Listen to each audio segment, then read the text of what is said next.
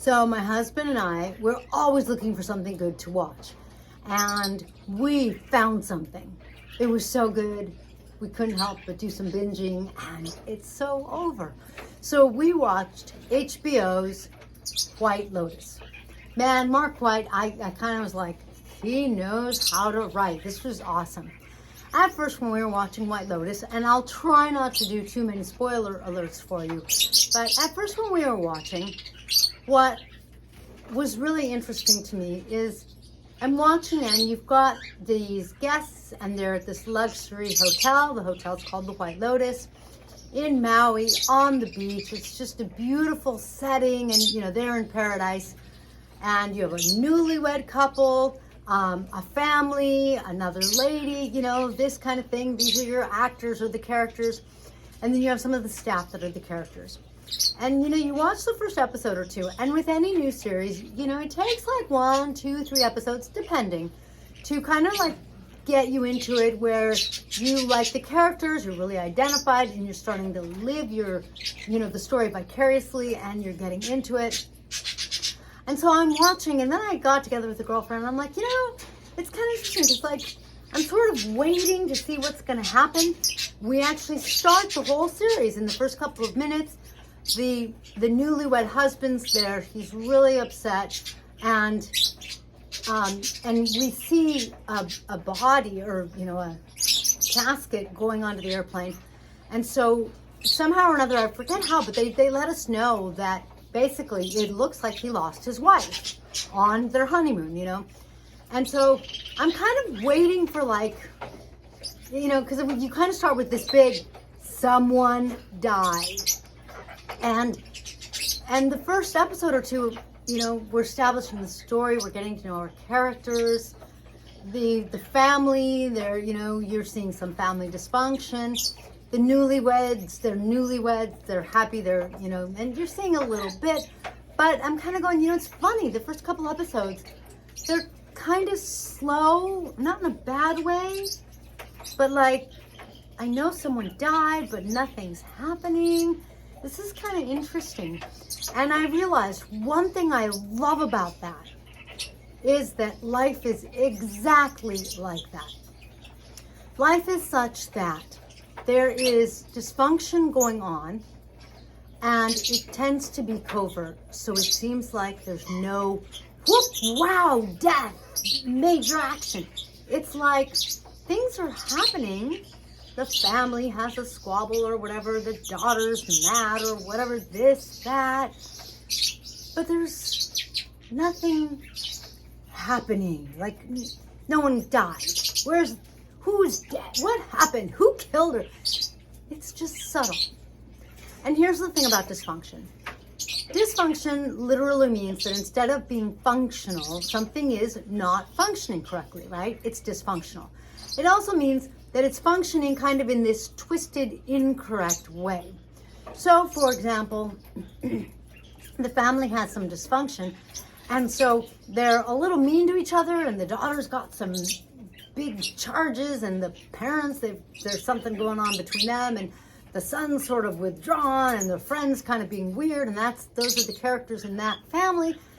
And it all works. They go to, you know, meals together, they talk, but it doesn't work because there's all these problems in these places where there's really some headbutting going on.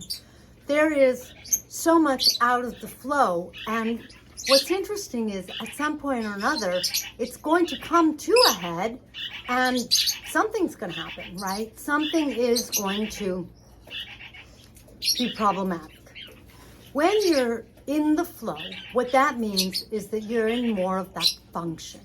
When you're in the flow, if there's a problem, you work with yourself, you work with your energy. When you're getting yourself in the flow, you do 3 simple steps, which I've got a description down below, or a link to a video that's going to give you a description. But very simply, you welcome, you allow the experience, and then you let the experience go. When you do that, one of the things that happens is that you're being with your experience. Am I saying that a lot of people are not with their experience? How could that be? I mean, the family's there, they're at dinner, they're talking to each other, they're experiencing the disliking of each other.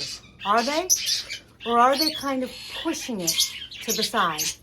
Are they sort of ignoring it? Are they trying to pinch it off and not feel it? Are they just kind of going, Mom, and just energetically throwing it off? Yes, they are. This is unfortunately quite common. And so what happens is we tend to ignore this.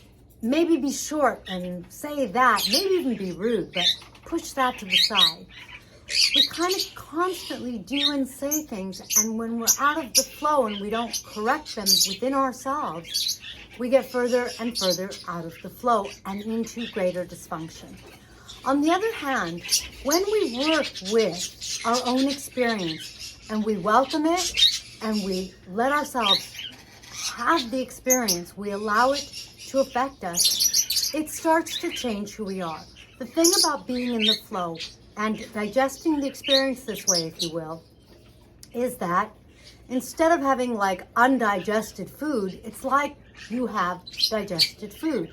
It changes you, it affects you. Sometimes it feels good, sometimes it doesn't. Sometimes you feel like you're getting squashed by life.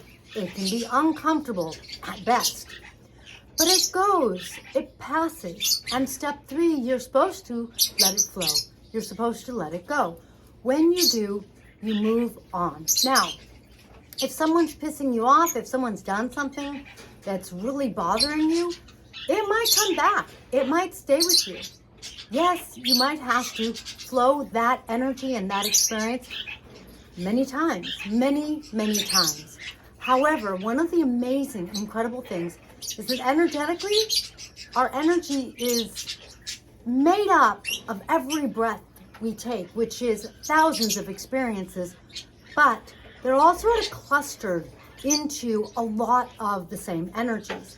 So that one energy can be all about something that bothers you, and you might have had many manifestations of that. You might have had many experiences with people saying the wrong thing, with people pushing the wrong button, with maybe your parents doing something to you over and over and over, but it's one energy. And when you work with that energy and you flow your energy, what's amazing is you start to feel better as you learn how to flow your energy and as you practice, which is something, by the way, that children naturally do. Just observe them.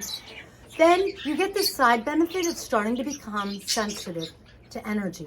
Plus, you get lighter as you lift weights off your shoulder. What weights? Energetic weights of blocked energy that you can almost feel, because when we cringe, we're holding on to that energy. There's a part of us that's aware of that energy, of that squeeze, of that tightness. And that's no way to live. That is not open, free, and flowing. Why would you want to be open, free, and flowing in addition to feeling good?